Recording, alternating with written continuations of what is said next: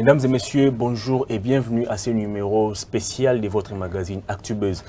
Je l'appelle numéro spécial parce que nous n'allons pas parler de la politique, nous n'allons pas parler de l'économie, mais nous allons essayer de réfléchir autour de la science. Et qui incarne cette science ou cet aspect scientifique des choses, c'est un homme politique. Il a été directeur général de la BCECO, ancien ministre des Finances, premier ministre pendant près de 4 ans sous l'ère Kabila. Lui, c'est Matata Ponyo, promoteur de l'université Mapon dans le chef-lieu de la province de Maniema, Kindu, je dirais. Il est depuis un moment conférencier, il a défendu également sa thèse de doctorat.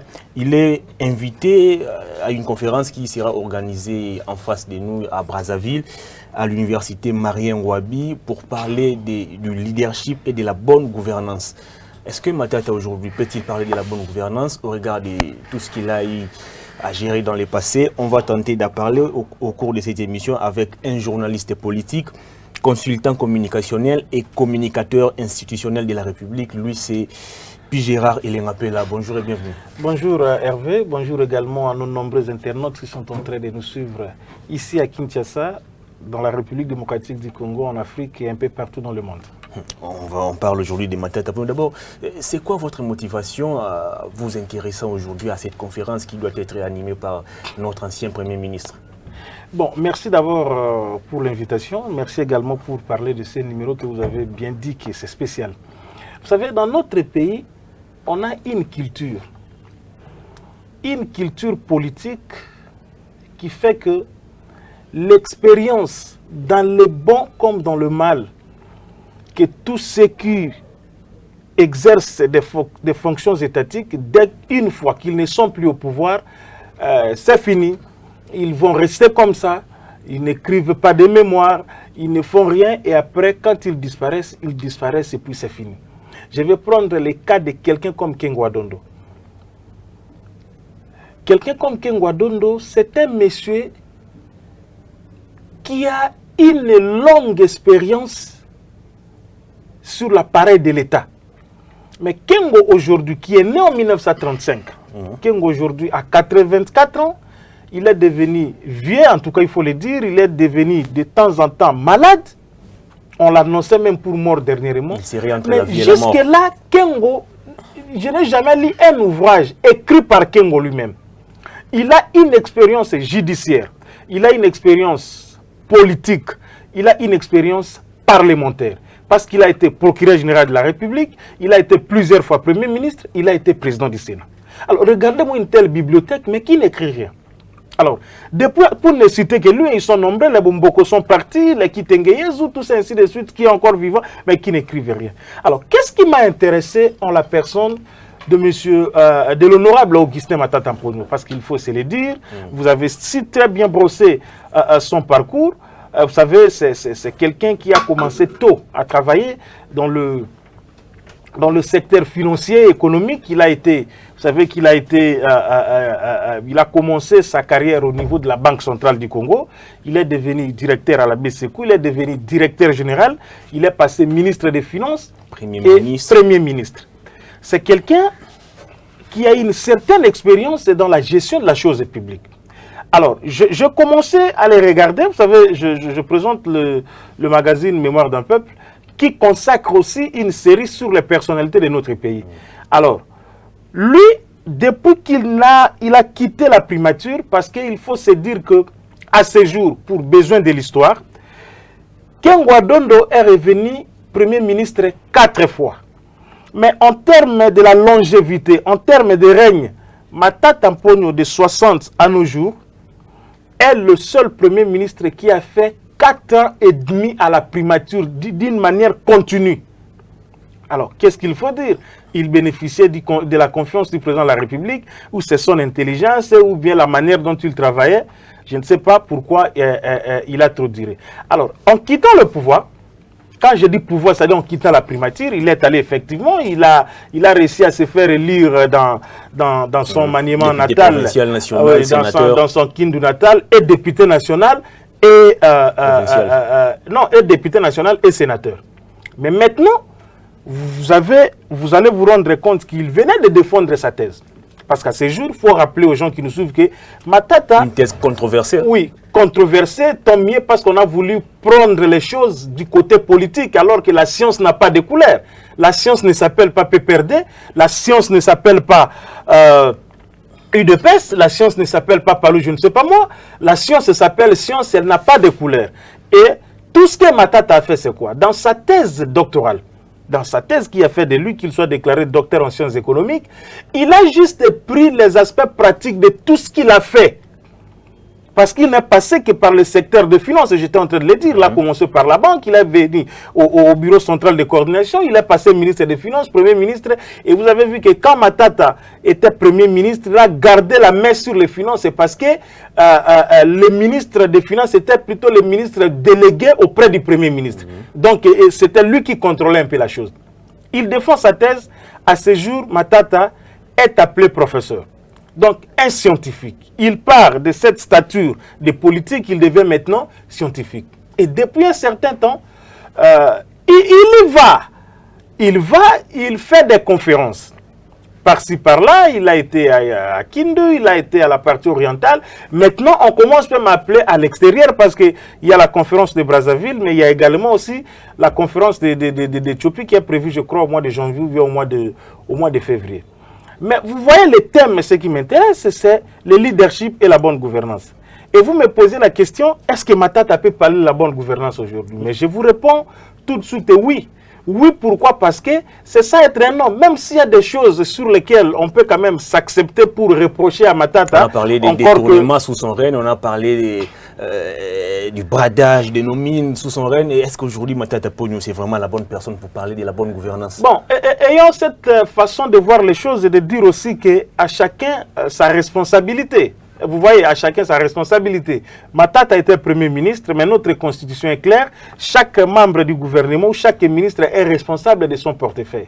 Ne venez pas me dire ici que si tel ministre a failli dans son secteur, le Premier ministre peut porter ses fardeaux. C'est vrai, il est le chef du gouvernement, mais essayons aussi d'individualiser chacun par rapport à ses responsabilités. Mais reconnaissons, je ne veux pas trop entrer dans le monde politique pour parler du bilan de Matata, ce n'est pas vraiment le cas aujourd'hui, mais parce que vous l'avez voulu. Mais reconnaissons au moins qu'à côté de certaines faiblesses, il y a eu des choses à louer.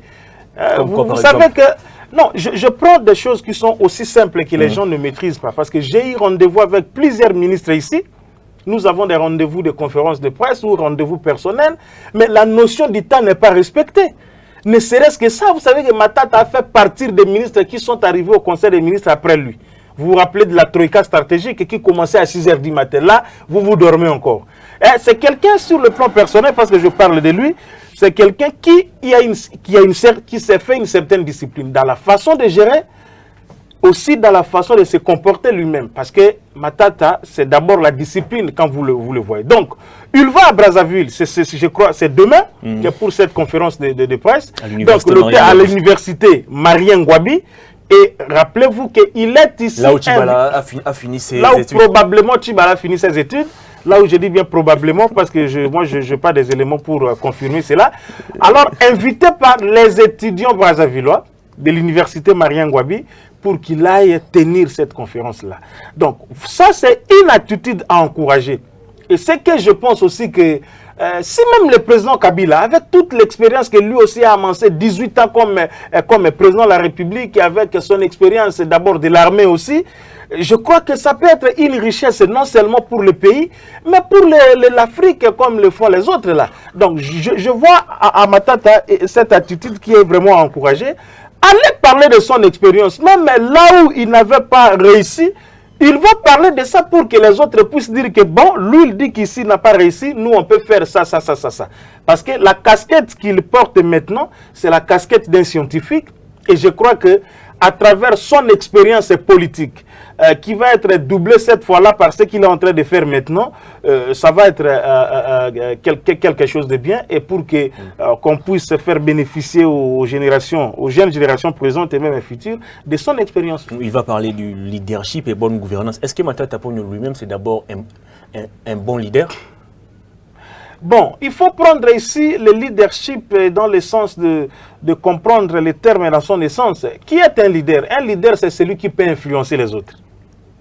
Et quand on parle du leadership en politique, c'est-à-dire un modèle qui peut faire en sorte que la population puisse être influencée dans le bon sens. Donc, le leadership doit être compris comme tel. Oui, vous me posez la question si Matata lui-même est leader. Oui, mais le fait déjà que Matata a été Premier ministre. Matata, c'est un politique. Il a été à la tête des directions. Donc, direction, c'est-à-dire que tout ce qu'il a fait comme travail, il était le numéro 1. Au BCQ, il était le numéro 1. Au ministère des Finances, il était le numéro 1. Au gouvernement, il était le numéro 1. Mais il faut aussi voir ce qu'il a laissé comme bilan. Oui, il a laissé comme bilan. C'est pourquoi moi, je dis que je ne parle pas aujourd'hui du bilan de Matata, mais je laisse le soin à ceux qui veulent juger Matata de le juger. Hein, ils vont le juger autant positivement que négativement. Ça, c'est quelque chose d'évident. Tout travail humain doit être compris ou bien jugé dans ce sens-là.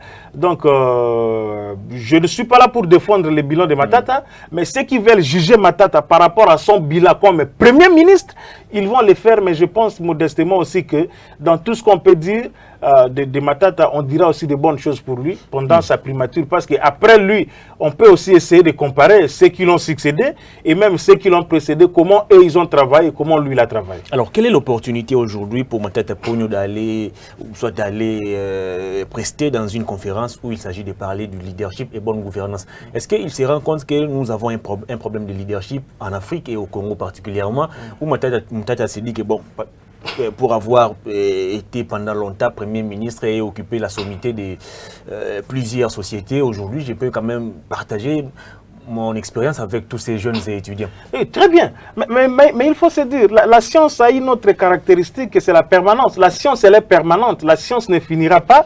La science sera science jusqu'à ce qu'elle disparaîtra au même moment que le monde matériel ici que nous avons va disparaître. Et si Matata partage son expérience dans sa nouvelle casquette de scientifique, surtout de ce niveau-là, professeur d'université, oui, je l'ai dit, c'est pour de jeunes générations, mais également pour des générations futures. L'Afrique a un sérieux problème de leadership, l'Afrique a un sérieux problème de bonne gouvernance. Pourquoi le terme revient? Est-ce que vous pouvez attendre le concept de bonne gouvernance aux États-Unis, en France, en Allemagne, en Suisse ou je ne sais où? Mais la bonne gouvernance, lorsqu'on parle de bonne gouvernance, on ne fait allusion qu'en Afrique, parce que la plupart des dirigeants africains ne sont pas sérieux. Ce sont des gens qui détournent l'argent, les deniers publics. Ce sont des gens qui veulent, une fois au pouvoir, s'enrichir tout de suite. Donc tout ça, ce sont des mots qui rongent l'Afrique en général.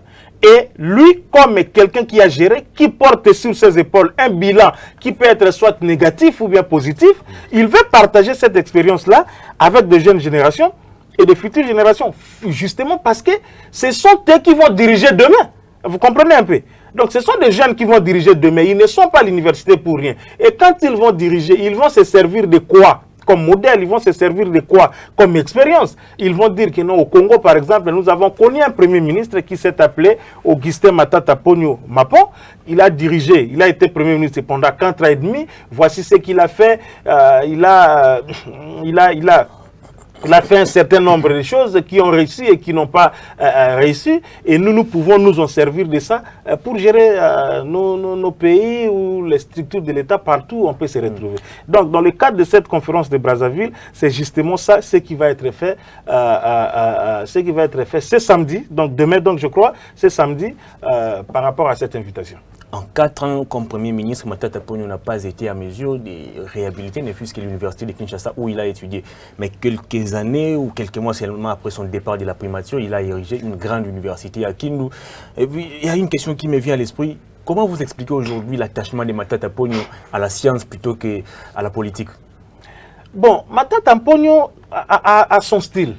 D'abord, c'est quelqu'un sur le plan naturel, c'est quelqu'un de taciturne, c'est-à-dire quelqu'un qui ne parle pas beaucoup.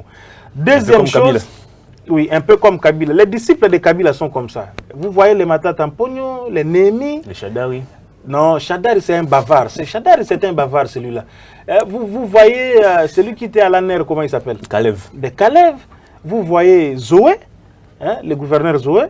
Vous avez l'honorable Jeannette. Minakou, c'est un quiconque bon qui non, il parle, mais il fait un peu l'effort d'adopter l'attitude de Kabila. Je parle là de vrais disciples de Kabila qui l'ont suivi, qui ne parlent pas trop. Et Matata est dans cette dans cette lignée-là. Bon, réhabiliter l'université de Kinshasa. Est-ce que dans le programme gouvernemental, pendant que Matata était Premier ministre, cette rubrique-là avait été retenue?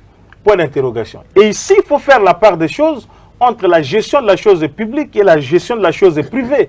L'université Mapon de Kindu, c'est une université qui est privée, qui puise dans la fondation qui porte le même nom de l'université, c'est-à-dire la fondation Matata Mponyo. Alors, il a expliqué plus d'une fois, ou ses services l'ont expliqué plus d'une fois, ce n'est pas l'argent de Matata sorti de sa poche seulement comme ça qui a créé cette université. Vous savez, Matata, c'est quelqu'un qui a été dans les rouages du pouvoir, il connaît faire les montages financiers, ainsi de suite. C'est un fruit du partenariat. Mais quelqu'un qui sait faire les montages financiers, comment il peut encore parler de la bonne gouvernance? Oui, les montages financiers, prenez ça dans le premier sens du terme, Hervé. Montage financier, non, les montages financiers, c'est un concept financier qui voudrait tout simplement dire il sait comment chercher l'argent à travers les bailleurs, à travers les partenaires. Ça existe. Mais encourageons au moins cela. Et ce qui a encouragé, c'est quoi? Matata est allé construire cette université dans sa province d'origine. Et aujourd'hui, l'université Mapon est en train de donner des bourses aux étudiants. Il est en train de donner des bourses aux étudiants. Ça, c'est à féliciter. La plupart des politiciens moboutistes ici qui ont volé, pillé ces pays, et quelques-uns qui ont accompagné aussi les régimes passés, ils ont plus construit à l'extérieur. Mais cette œuvre, lorsque nous la voyons, Matata peut ne plus être en vie aujourd'hui, mais il laissera une œuvre qui fera en sorte qu'à chaque fois qu'on parlait du nom de Matata, on verrait cela. Parce qu'il faut se dire modestement aussi que l'université Matata Mponyo de Maniema, c'est l'une des universités les plus belles, l'une des universités privées les plus belles de notre pays. Donc l'argent, il a eu ça à travers certaines coopérations, mais il y a eu des partenariats, des gens qui sont venus les pousser un peu pour qu'ils puissent construire cela. Donc, comment lui en particulier, il est à mesure d'ériger une très grande université et une très belle université d'ailleurs. Mais où est le problème? L'État congolais n'est pas à mesure de construire. Oui, c'est ça justement. Il faut poser cette question. Lui, il a été Premier ministre. Il faut poser cette question. Sous son règne, aucune université n'a été construite. Il faut poser cette question à l'État congolais, Hervé, parce que quand vous me posez cette question, je vous renvoie aussi cette question. Pourquoi Mazembe a un stade qui est même, je dirais, un stade privé le plus beau de notre pays? Mais c'est construit par l'argent de Moïse Katumbi, qui est un particulier. N'est-ce pas? En fait, le problème, c'est que on doit faire la part des choses. Matata était Premier ministre, il était ministre des Finances. Mais il était dans une logique de suivre la vision de Kabila. N'est-ce pas? Il suivait la vision de Kabila parce qu'il a été le Premier ministre de Kabila. Ça doit être clair. Et il ne pouvait exécuter que la vision ou le programme politique de Kabila. Pourtant, c'est bien lui qui devait définir la politique du gouvernement. Mais justement, il a fait. Il a fait. La construction de 1000 écoles, de beaucoup de choses que vous connaissez. Je ne voudrais pas ici, logiquement parlant, qu'on puisse dire que Matata, c'était 100% quand elle a été Premier ministre. Non, donc il y a des choses qui n'ont pas marché. Je ne voudrais pas non plus qu'on puisse présenter les choses ici comme Matata a échoué. Non, nous connaissons la régularité de payer les fonctionnaires de l'État aujourd'hui. C'est l'œuvre de Matata. Les militaires, on commence à les payer, les militaires, les policiers, les 13. Si tu as quelqu'un qui travaille dans l'administration publique, les 30 parce que ça s'arrête le 22. Ça, c'est Matata. La domiciliation que vous appelez bancarisation aujourd'hui, c'est Matata. N'est-ce pas? La discipline, la rigueur, au niveau de la manière de se comporter. Il y a beaucoup de choses là. Mais on sait que, bon, par exemple, les projets tels que les Bukangalons, il y a quand même des petites choses qui n'ont pas marché. Mais c'est là où j'ai dit qu'il ne faut pas présenter Matata comme si quelqu'un qui n'a rien fait et ne pas non plus le présenter comme quelqu'un qui a tout fait. Voilà, nous tendons vers la fin de cette émission, mais une dernière question avant de nous séparer. Est-ce qu'aujourd'hui, vous estimez que Matata Mponyo, c'est un modèle? Bon, il faut faire la part des choses. Matata Mponyo, comme un humain, il a ses côtés forts et ses côtés faibles. Mais néanmoins, sur certains points précis, Matata est modèle.